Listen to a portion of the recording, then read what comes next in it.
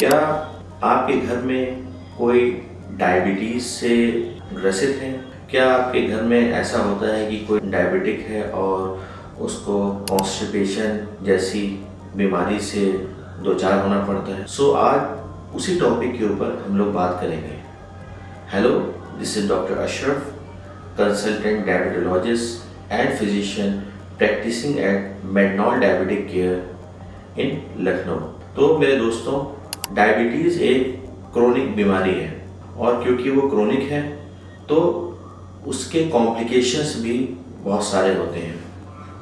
अगर हमारी बॉडी के अंदर शुगर लेवल कंट्रोल नहीं है तो वो जो बढ़ी हुई ब्लड में शुगर है वो आपके ऑर्गन को धीरे धीरे डैमेज करती चली जाती है। चाहे वो आपका लीवर हो, चाहे वो आपकी किडनी हो, चाहे वो आपका हार्ट हो, चाहे वो आपकी आइज़ हो, चाहे वो आपके बावल मूवमेंट्स को हैम्पर करे, या कभी कभी ऐसा भी होता है कि वो जो पैरों में जलन और बहुत सारे और कॉम्प्लिकेशंस में भी डायबिटीज़ का बहुत बड़ा रोल है।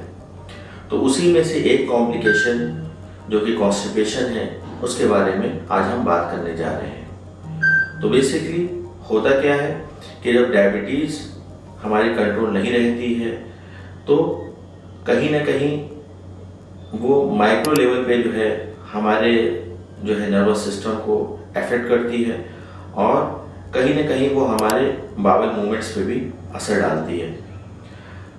और जिसकी वजह से क्या होता है कि हमारे बावल मूवमेंट्स जो है डिस्टर्ब रहने लगते हैं। उस कंडीशन में क्या होता है कि पेशेंट को जो है कॉन्स्टिपेशन की परेशानी होने लगती है। तो आइए जानते हैं कि उस कॉन्स्टिपेशन से बचने के लिए हमें क्या क्या करना चाहिए। तो पहली बात यह है कि अगर किसी भी पेशेंट को क्रोनिक कॉन्स्टिपेशन हो रहा है तो सबसे पहले और ज़रूरी चीज़ क्या है कि वो अपने डायबिटीज़ को कंट्रोल करें। कंट्रोल का मतलब ये है कि वो अपने HbA1c लेवल्स, जो कि हम 3 महीने की एवरेज ब्लड शुगर है, उसको 6.5 से 7 के बीच में मेंटेन करें। क्योंकि जब भी आपके HbA1c डिरेंज होता है तो कहीं ना कहीं जो है डायबिटीज़ जो है माइक्रोवस्कुलर या माइक्रोवस्कुलर कॉम्प्लिकेशंस को करती है। दूसरी बात यह है कि पहली चीज़ जो हमने बोली कि हमें अपनी ब्लड शुगर को कंट्रोल करना है। दूसरा क्या है कि हमें अपने डाइट के अंदर जो है फाइबर इंटेक को बढ़ाना है। फाइबर इंटेक कैसे बढ़ाएंगे? फाइबर इंटेक हम इस तरीके से बढ़ाएंगे कि हम अपनी डायबिटीज़ को कंट्रोल भी रखें और साथ में जो है वेजिटेबल्स, सैलेड्स, इन सारी चीज़ों का अपनी डाइट में इंक्रीज कर दें। ये खाने से पहले जो है हम पहले सैलेड्स को खाएं, उसके बाद जो है हम जो है बाकी खाने को खाएं।